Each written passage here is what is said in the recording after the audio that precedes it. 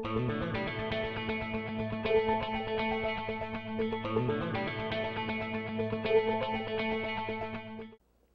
YouTube, it's Mike with HHO Connection.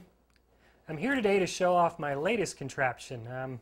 What you have here is a portable 12-volt HHO torch system. The purpose of this project was actually twofold. I wanted to build myself some sort of a portable HHO demo unit, something I could wheel around and easily show off. Another purpose of this was, again, to make a portable HHO torch system.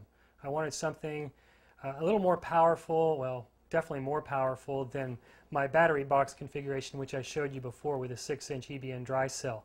That worked great for a jeweler's torch, but I wanted to make something a little more powerful that maybe a plumber can use. So let's start with the box. I bought a Stanley Fat Max toolbox, 3-tiered toolbox. I got this at Lowe's. If I remember right, it ran about $80. The thing folds out, the shelves fold backwards, which I'll show you in just a second. But if you spin it around, you notice, just like a suitcase, it has the wheels on the back, it has the handle that pulls up and down. The handle I found nice, obviously. Coil up your hose and your torch and just lay it on like so. Let me spin it around again, I'll show you how it expands out. If you pull your hose off, set that there, put your handle down. All you do is put your foot over here, grab this little silver handle and just slide the shelves back like so. Okay, cable's up here. I'm going to show you all the details on the inside in just one second, but basically what you have, the top toolbox area, is where I put my 12-volt power supply. This was just a power supply that I had on my bench, and again I'm going to show you more details on that in just a second. The middle shelf is just for knickknacks, empty shelf basically. And then the entire bottom section is where I have my dry cell, my reservoirs, and my bubblers. We'll go in tight now and I'll show you the rest of it. Okay, let's take a look inside the box and let's start with the power supply. This is a 12-volt benchtop power supply made by a company called Diamond Antenna. This particular power supply is made for ham radios. As a matter of fact, I bought it at a place called the Ham Radio Outlet in Burbank, California. This model number on this one is a GZV4000. It's a 40-amp continuous power supply. If I remember right, it was around $180, something like that. Had it for about, what, 3 months now. So far, so good. It seems to work really well. It's very light, too. That's another thing I like about it. Just got to make sure that I left enough room for ventilation here. Okay, moving from the top box with the power supply, the middle level is basically just storage shelves. The bins here basically open to put anything you'd like for storage in them, with the exception of this row right here. The way I routed the cables coming from the top box, it goes down through the bottom of this first box, through here, and then what you have to do to allow the unit to slide forward and close, you have to leave enough cable here so that it can move back and forth in here. You have to leave this tray open. I tried putting the divider in here, but it wouldn't shut with that in there, so you got to take that divider out. You run the cable in a loop fashion like that. I've zip tied the bottom here to keep that in place, and then as the unit closes, this cable just slides forward and fills the rest of this tray. It works perfect. Okay, we're going to move on to the bottom section now. Okay, let's look down inside the bottom box now.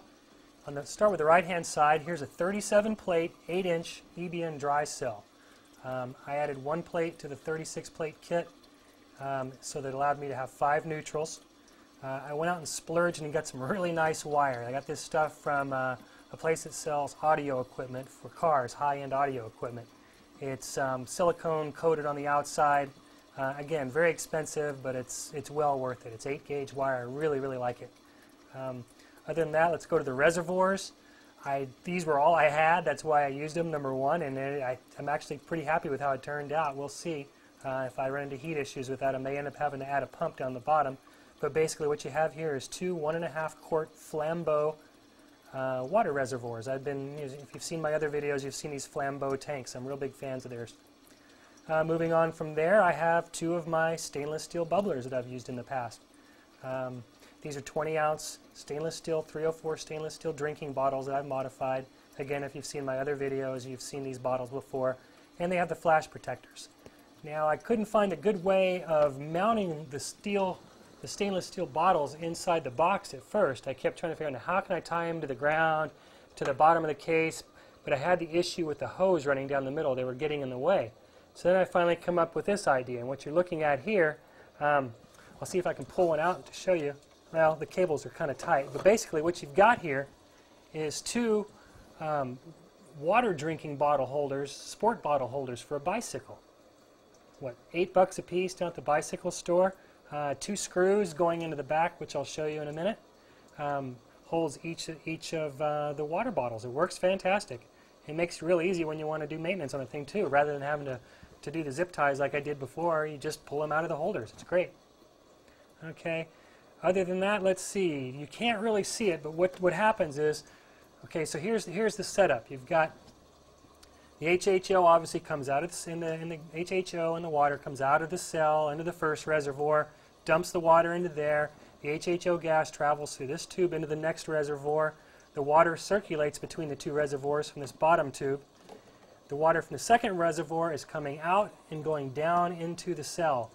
Now there's also a T. I don't know if the camera's going to pick it up. There's a T right here, and I've got it also going to the back of the box. So that's a drain that I installed there. I just went to the plumbing section and bought a brass drain with with a turn handle valve, with a ball valve. Seems to work really well.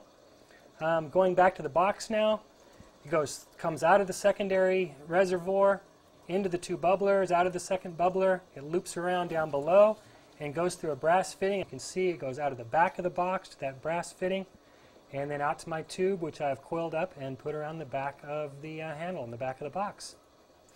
So there's my new 12-volt HHO torch system based on the 8-inch EBN dry cell, and off-the-shelf components that even the most basic electronic simpleton like myself can put together. So I hope you enjoyed it, YouTube. Take care.